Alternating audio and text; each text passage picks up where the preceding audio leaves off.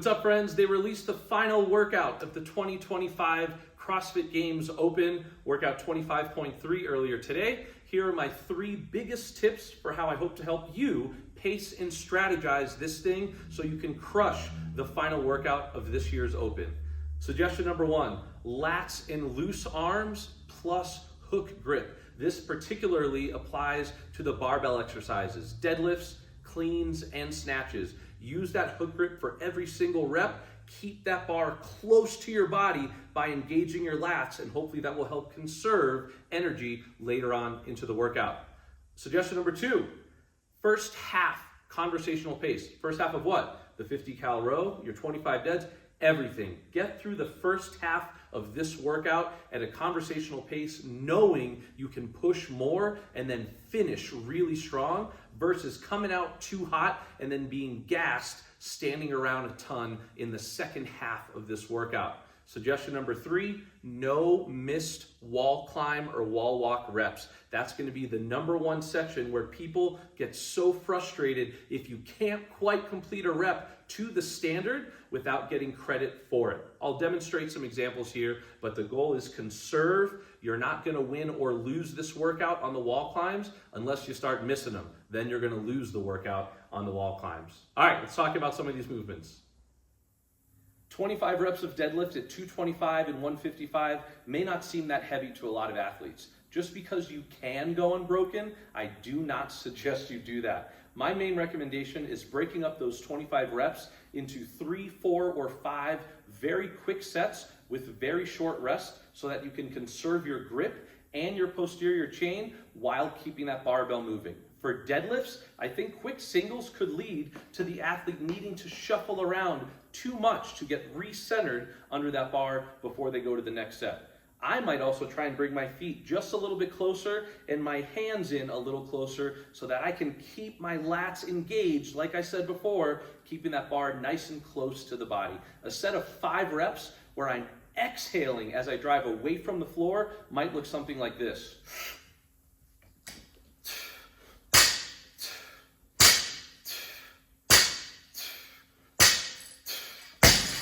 Quick breath, and then right back to that next set of deadlifts. I hope that helps. Of the 3 barbell movements, I think the clean station is going to be the one where we see the biggest variance between athletes. Some are going to want to do big touch and go sets. Others are going to start with quick singles. Regardless of your school, I want you to practice minimizing unnecessary movements from the start of the workout till the end. If you do power clean singles, where you're constantly backing up, having to adjust yourself, those extra seconds are going to add up quickly.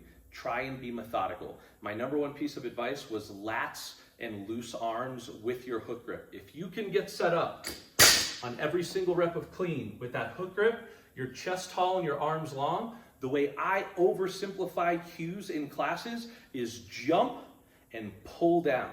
With my arms long and straight, if I jump and pull down before standing, that is going to be the way that I can conserve energy the most and not engage in having to pull the barbell up to my shoulders. So, loose arms, big jump, stand, and if you're going to touch and go, same thing into the next rep. If you're going to do singles, get set and go. The success for this exercise will come from how quickly you can get back on the bar, regardless of how many reps you did in the set before. Control, breathe, and just keep it moving. For the snatches, I think the loose arms cue is going to be most important of all. A lot of athletes, by the time they get to this barbell, will be able to do touch and go sets. If I'm hunched over, death gripping the bar, and not keeping my chest tall, they're going to be very muscly reps, most likely.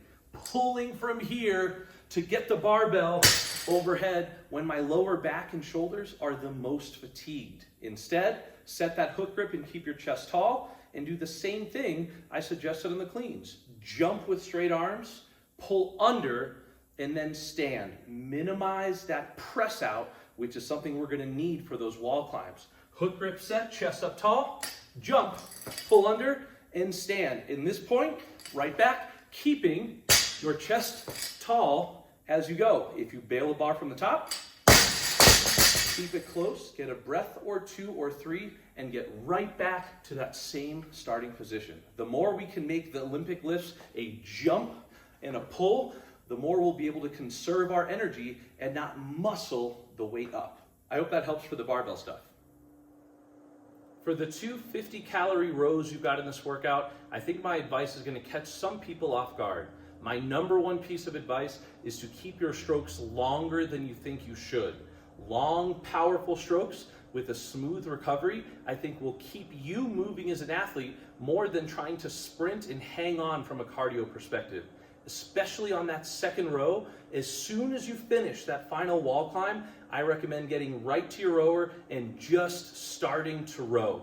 From a pacing perspective, suggestion number 2 was keep the first half of the workout conversational. For your first 50 cals, could you have rowed another 50 at around that pace, or at least another 25 cals, so that you can go right back to the other movements, or are you too tired? If you're too tired, I think that's a bad call. The second and final row that ends the workout, if you make it to that point, should be a smooth row where every 10 calories you consider increasing your effort. So, as soon as it's time to get on the rower, put those feet in, grab your handle, and start long, powerful strokes, taking the recovery to take a big breath in.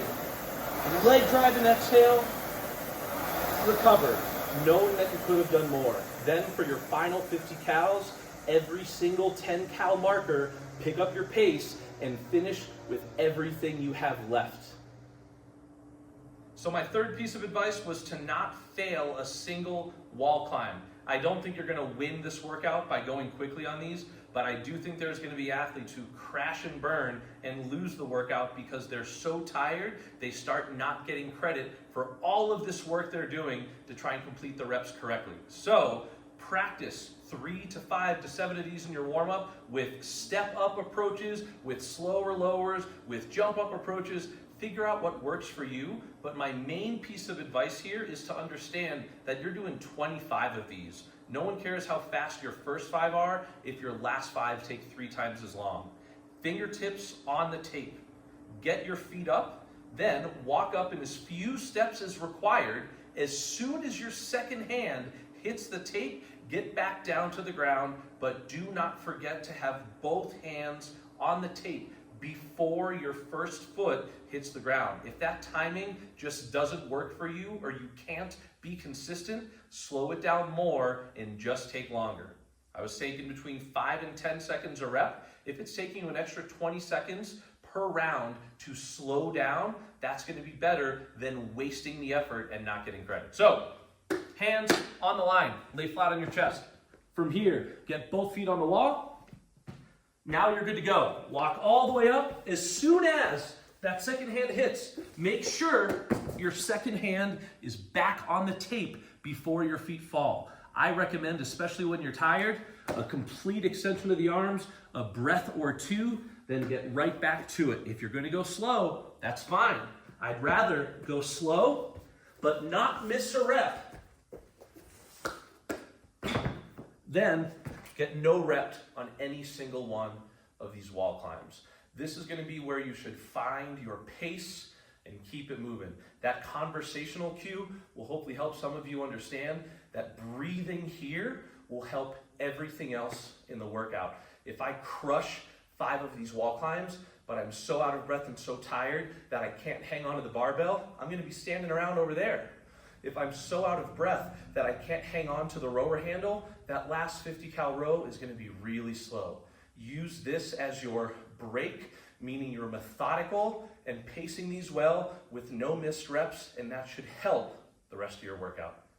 2025 CrossFit Games Open is here. It is done. I hope this next workout is a blast for you. Please let me know if you have any questions and if this helped, and hopefully I'll see you all next year. Good luck. Have fun. I believe in you.